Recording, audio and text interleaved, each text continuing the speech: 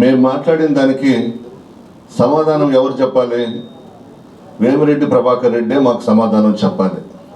కానీ ఈరోజు వేమిరెడ్డి ప్రభాకర్ రెడ్డి ఇంట్లో బాత్రూములు కడిగేవాళ్ళు, వేమిరెడ్డి ప్రభాకర్ రెడ్డి విప్పేసిన బట్టలు ఉతికి ఆరేసేవాళ్ళు చేత మా మీద మాట్లాడిచ్చారు. ఒకటే అడుగుతున్నాం, నీకు చేతగాక పత్రికా విలేకరుల సమావేశంలో మాట్లాడడం రాదా? బహిరంగ సభలలోనే నువ్వు మాట్లాడలేవు, నీ చెంచాల చేత మాట్లాడిచ్చేది ఏంది?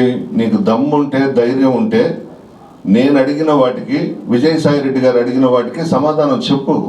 నువ్వు వచ్చి పత్రికా విలేకరుల సమావేశం ఏర్పాటు చేసి నువ్వేం అడుగుతావో అడుగు, మేము మళ్ళా పత్రికా విలేకరుల సమావేశం పెట్టి రిప్లై ఇస్తాం.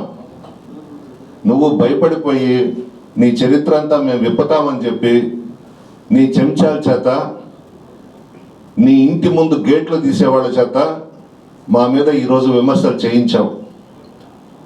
అవకాశవాదులు మాట్లాడారు. ఈరోజు కేవలం ప్రభాకర్ రెడ్డి గారి దగ్గర డబ్బులు దండుకునేదానికే మా మీద ఈరోజు పత్రికా విలేకరుల సమావేశం పెట్టి విమర్శలు చేశారు.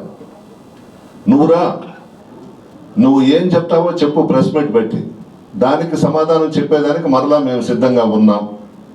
విజయసాయి రెడ్డి గారు చాలా బాగా చెప్పినారు. నువ్వు మాట్లాడిన దానికి మా విజయసాయి రెడ్డి గారు చెప్పడం జరిగింది.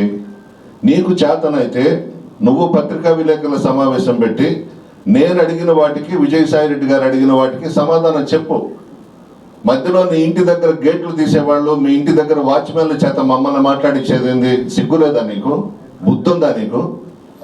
నువ్వు మళ్ళా నెల్లూరు పార్లమెంటు స్థానానికి పోటీ చేస్తున్నావు. దేనికి ఎత్తుబారము? పత్రికా విలేకరుల సమావేశాలు పెట్టి మాట్లాడలేవు. బహిరంగ సభల్లో మైకు పట్టుకుంటే వణికిపోద్ది నీ చెయ్య, నీ గొంతులో నుంచి మాటలు రావు. నీకెందుకని ఎంపీ పదవి?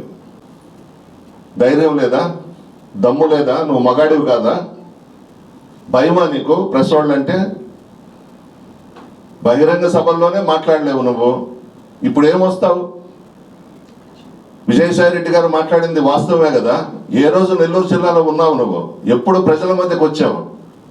జగన్మోహన్ రెడ్డి గారి పుణ్యాన రాజ్యసభ తీసుకుంటే మేము ఎమ్మెల్యేలుగా నిన్ను తీసుకెళ్ళాము మా నియోజకవర్గాల్లోకి. అప్పుడు దాకా నీకు దిక్కులేదు.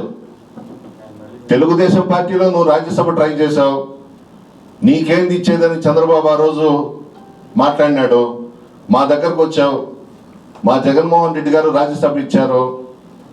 6 సంవత్సరాలు రాజ్యసభ తీసుకొని నువ్వైతే నెల్లూరులో లేవు కదా.